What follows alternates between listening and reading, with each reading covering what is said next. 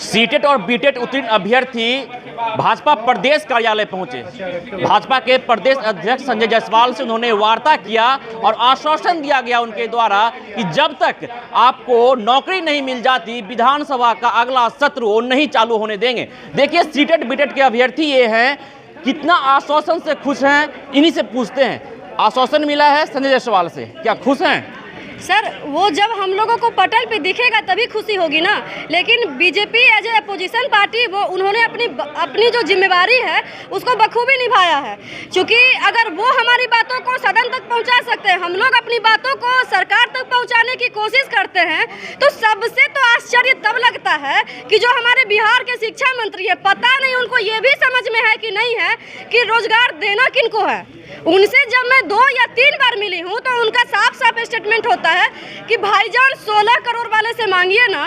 मतलब उनको खुद सोचना चाहिए कि 16 करोड़ वाले केंद्र में हैं और बिहार का जो 7वां चरण है ये तो स्टेट गवर्नमेंट को देना है। तो वो किस तरीके का बयान देते हैं, मतलब आप एक तरीके से ठीकरा फोड़ रहे हैं ना उनके ऊपर। तो आपको बिहार की शिक्षा मंत्री, आप इंडिया की शिक्षा मंत्री नहीं है ना, कम से कम आप बिहार में शिक्षकों की वैकेंसी ला दीजिए तो बहुत सारे युवाओं का तो कल्याण होगा ही।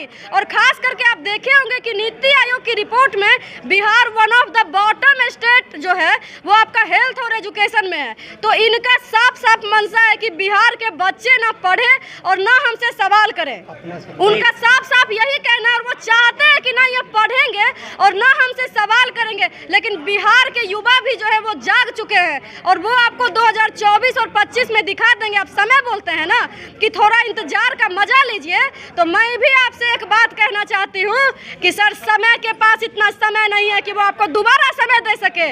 अभी आपको समय मिला है ना, तो आप कम से कम डिप्टी सीएम से सीएम बन सकते हैं यदि आप सच में युवाओं की बात करें तो। जी संजय जायसवाल जब पक्ष में थे यानी बीजेपी सत्ता में थी उस वक्त आपकी बातों को नहीं सुनी गई, अब विपक्ष में है, आप उनसे संवाद किए हैं, क्या लगता है कि आपकी बातों को माना जाएगा?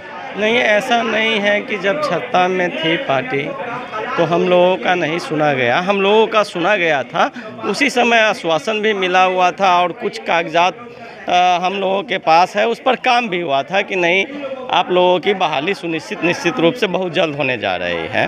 क्योंकि अब वो सत्ता में नहीं है, विपक्ष के पद पर है और विपक्ष मजबूत है। हम लोग निश्चित रूप से आशा करते हैं कि इनका जो कदम उठा है या और उठेगा भी वह काफ़ी सराहनीय होगा और सत्ता पक्षधारी लोग जो हैं वह अगर अपने पद से दिग्भ्रमित होंगे तो उनको यह लोग एहसास दिलाएंगे और बहाली आएगी। तो देखिए इन शख्स के हाथ में जो ये बैनर है इस पर साफ तौर पे लिखा है सीटेट बीटेट, युवा बिहार कब तक रहेगा बेरोजगार।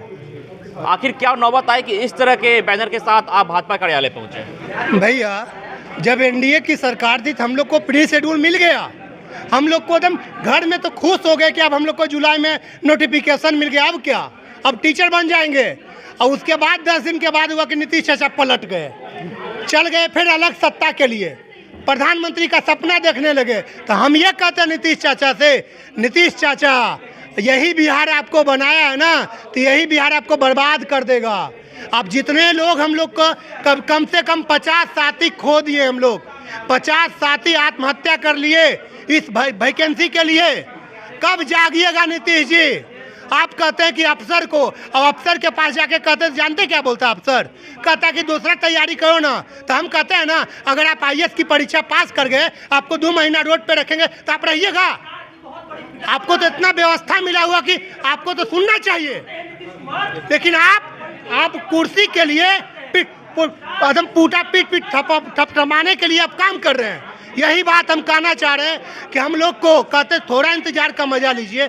आप जरा इंतजार करके दिखाइए 42 महीना।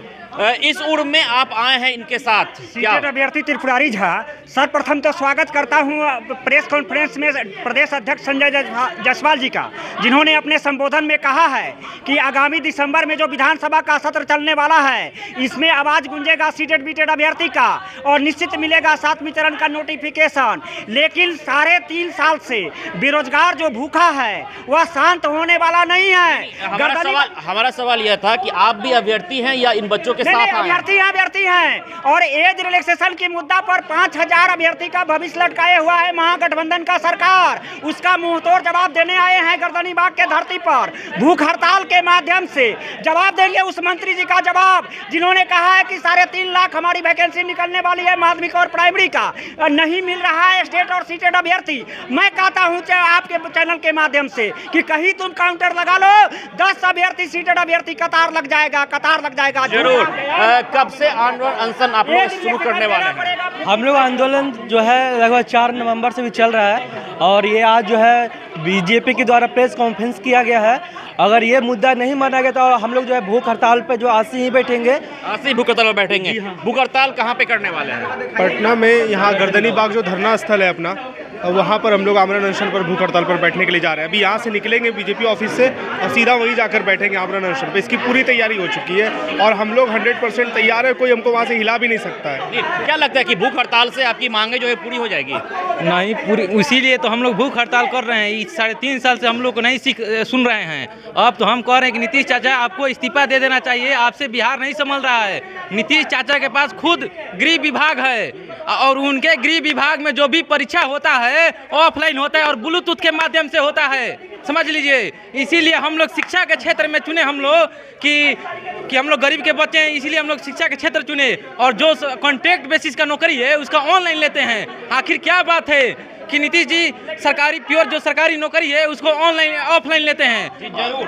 तो देखिए ये सीटेड और बीटेड के अभ्यर्थी हैं और लगातार कई महीनों से राजधानी पटना के गर्दनीबाग धरना स्थल पे ये अपनी मांगों को लेकर बैठे हुए थे। आज ये भाजपा के प्रदेश कार्यालय पहुंचे और भाजपा के प्रदेश अध्यक्ष संजय जायसवाल ने इनसे संवाद किया। संवाद में उन्होंने यह बताया कि जब तक इनको नौकरी नहीं मिल जाती है तब तक वो विधानसभा का अगला सत्र नहीं चलने देंगे। बहरहाल इनकी तमाम मांगों तमाम बातों को आप सुन पा रहे थे। खबरों का सिलसिला यूं ही चलता रहेगा। आप जुड़े रहे फर्स्ट बिहार के साथ। मैं था आपके साथ विश्वजीत आनंद, फर्स्ट बिहार पटना।